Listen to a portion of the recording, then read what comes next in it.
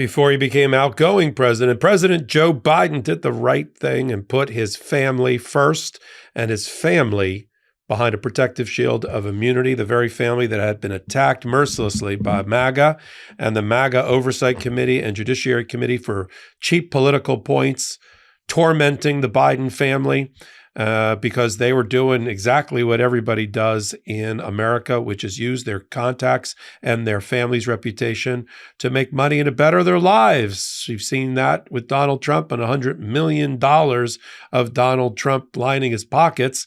And now it's time for Joe Biden to put an end to the long national nightmare of going after the Biden family with these new pardons of his family. I'm Michael Popok. You're on Legal AF, the YouTube channel. Hit the blue subscribe button. Let's get into it. It is high time, even in the last few hours, for Joe Biden to be cunning, to be strategic, to throw his elbows around and protect his family. And by doing so, to protect democracy, because there's something nobody can ever say about Joe Biden.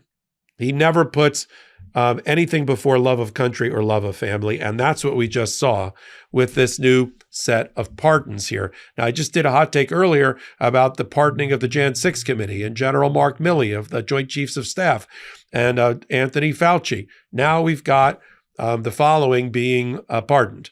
We've got James Biden, his brother being pardoned, Sarah Jones Biden, his sister-in-law, Valerie Biden Owens, Mr. Biden's sister, John Owens, his father-in-law, his brother-in-law, and Francis Biden, Mr. Biden's other brother, commonly referred to in MAGA world as the Biden crime family. I mean, Rudy Giuliani is trying to write a book and sell it about the Biden crime family. Now, I'm sure some comments or commentary in the last couple of days weighed on Joe Biden's mind coming out of the Donald Trump world, particularly a false claim, I believe, that Bob Woodward, the intrepid investigative reporter who's done all those books, including starting with Watergate, that he believes that the Biden crime family is even a greater criminal enterprise than what he witnessed with Watergate, in a comment that he made off the record, apparently to somebody within the Trump administration. I think that's a lie, but it certainly motivated, I believe, Joe Biden to do what's right, which is protect his family. Now, look, the only reason that family and Hunter Biden and the laptop and the pictures of Hunter Biden naked got circulated was to embarrass Joe Biden, undermine him, and to be a counterweight, a make-weight against the compelling criminal cases against Donald Trump for being an actual criminal. Oh, I'm not a criminal. Look at Joe Biden. He's a criminal. He's a bigger criminal than me. And then he used the henchmen of Jim Jordan and the Judiciary Committee and Loudermilk, the Oversight Committee, to go after the Biden crime family and, try to get the laptop and get and they actually, it's hard to believe this in our America, they use the Internal Revenue Service and other agencies to get bank records, personal bank records of people they consider to be their enemies. So is it any wonder that Joe Biden, to protect his family, just as he did with Hunter Biden, would give that group of people a pardon? Why do they have to spend every waking moment of the remainder of their life living in fear and in the shadow of the Retribution and Chief Administration led by Donald Trump? Why? Everybody on this hot take would do the exact same thing. I know there's a group of moderates, a bunch of hand-wringers in the Democratic Party. Oh, this is a stain on Joe Biden. Oh, he shouldn't have pardoned Hunter. He said he wouldn't. He said he wouldn't do a lot of things, but then he has eyes and ears. He's a sentient human being. He saw what Donald Trump was saying and doing. He saw who he selected to be the head of the FBI, be the head of the National Intelligence Community, the head of the Department of Justice. It would have been insanity for Joe Biden not to do that. So I had no problem with the Hunter Biden pardon. For me, or this family pardon, And let me read to you from the pardon itself so you know exactly what I'm talking about. Here's the actual pardon that's been released from yesterday. So timely. Be it known that this day, I, Joseph R. Biden Jr., President of the United States, pursuant to my power under Article 2, Section 2, Clause 1 of the Constitution, have granted unto James Biden, Sarah Biden, Valerie Biden Owens, John Owens, and Francis Biden a full and unconditional pardon for any nonviolent offenses against the United States which may have been committed or they have taken part in during the period from January 1st, 2014 through the date of this pardon. He signed his hand, and it's over. It's over. My problem with Joe Biden is not too many pardons.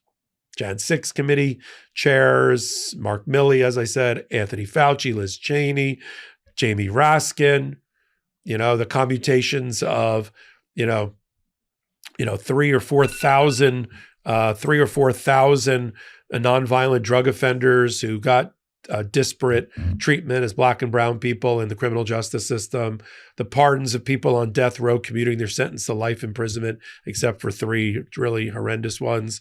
That's not my problem. The problem is I don't think he did enough.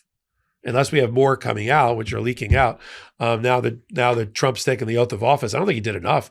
I wanted, as I said before, I wanted all the prosecutors against Donald Trump, Jack Smith and his team, the FBI and their team, the head of the FBI and his team, Merrick Garland, the judges that presided over his cases against him, so to speak, Chutkin in the D.C. election interference case, and Goron in the New York civil fraud case, Mershon in the New York 34-count felony conviction case, Phony Willis, the prosecutor, the attorneys general that are going after him, like Chris Mays in Arizona. I wanted more. Michael Cohen.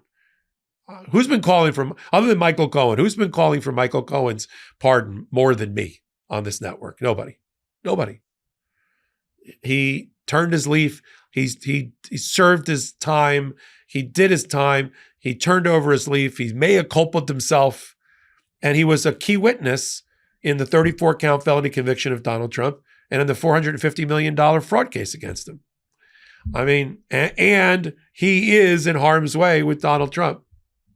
I'm hoping it got lost and we're going to be able to report on it, but I don't think so. So again, my issue is not with the sharp elbows. It's not with the cunning way that Joe Biden at the end, with more than 40 different executive orders, with his thousands and thousands of commutations of sentences, his use of the clemency and pardon power, his pardoning of his son, his pardoning of his family, or his pardoning of the others. It's not that.